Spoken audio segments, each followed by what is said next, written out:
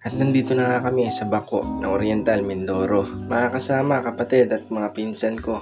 May ganap dito, may concert at may sayawan. Isa dito sa sayawan ang kasama ang pinsan ko. Go! Dito na ako sa Bako, ano? Nasa Bako na kami gan. Ay, maragta ko na siya.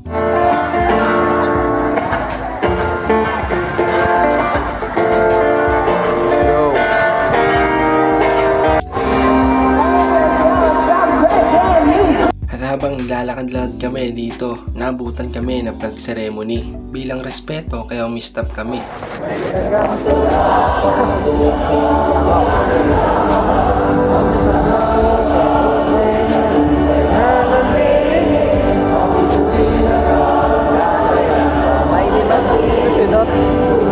Nakalimutan ng lyrics ng bayan. Tayo mga bayang magiliw agad.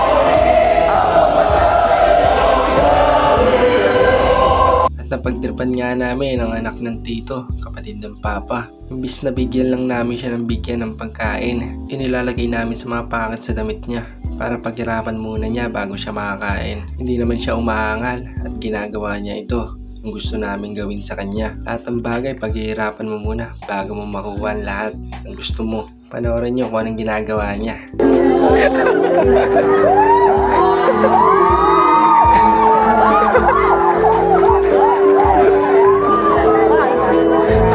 Hello! Hello, mayroon pa dito.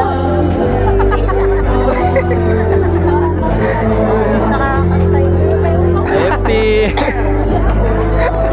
Ay! Sa mga oras na to, di ko alam kung natutuwa pa ba siya o nababatrip na. At nagsimula na nga ang sayawan. At pagtapos nga niya, nakauwi na nga kami sa aming bahay. Bumawi kami ng kain at bagsak mga kasama ko.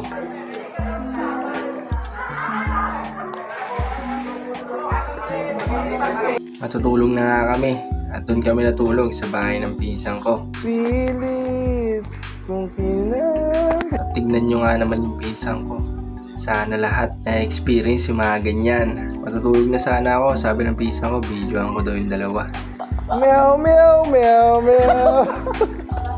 At kinaumagahan na. At sa araw at sa oras na yan, ililibing na ang aming info. Lola ng papa at ng mga tito. It's another day.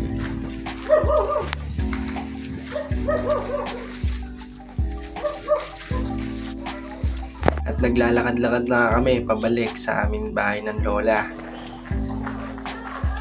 At may nadaanan ako dito malaking mirror. Bintana ng kapitbahay nila. Siguro may nagkakabi dyan sa loob ng bahay na yan at nagagaganyan ako. Pinagtatawanan na siguro ako. At nandito na nga kami sa bahay ng lola para mag-asikaso. At biglang umulan. At nandito nga pala kami sa second floor. Na-explore ko tong bahay na ito. Aabot rin tayo sa sitwasyon na papagawa tayo sa sarili nating bahay. Not now but soon. Tuloy lang ang sipag at tiyaga para makamit mga bagay na gusto ko ay makukuha ko. At para sa pangarap ko at para sa pangarap ng mga magulang ko. Para sa kanila. Kakaiba talaga ang ambience pag nasa probinsya ka. At nangalis na nga kami. Nakasakay na kami sa jeep at angkas lang kami. Dahil puno na sa loob. Kasama ko nga pala dyan sumabit ang aming pinsan na si Wilbert. Nag-volunteer na kami na sumabit na lang dahil puno na. Papunta na kami sa private cemetery para doon ililibing ang aming info.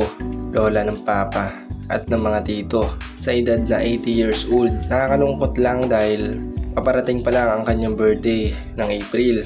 Di man lang umabot ng kaarawan niya. Kaya lola, kung saan ka man ngayon, wala ka na pong mararamdamang sakit at paghihirap dito sa mundong ibabaw. Sapat na po yun lahat ng sakripisyo ginawa nyo para sa mga apo at anak nyo. Tapos na po ang misyon nyo dito sa mundong ibabaw. Sobrang haba at tagal na rin nabuhay kayo dito sa mundong ito. Isang karangalan na umabot kayo na 80 years old na iniwanan nyo po kami na masaya, na malungkot, na alaala. I love you so much, lola. Mahal na mahal po namin kayo. At nandito na nga kami kung saan nililibing ang aming lola. Dito sa Bako, Oriental, Mindoro. Kaya kung tayo nabubuhay pa dito sa mundong ibabaw, sulitin natin sa masasayang bagay dahil di natin alam kung hanggang kailan tayo dito sa mundong ibabaw.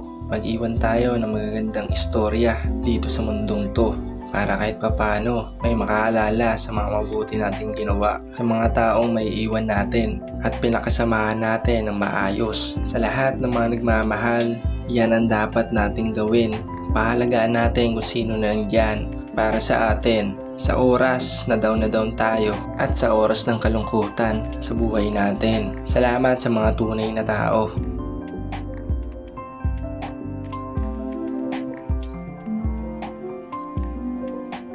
Alala ko, Lola, nung kaarawan mo la, nandiyan kami sa tabi mo.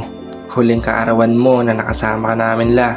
Kitang-kita namin kung gaano ka kasaya na nandyan yung mga apo mo. Naalala ko pa, Lola, nung sinabi ko na mahal ko po kayo. Nagulat ako at sinigawan niyo ako.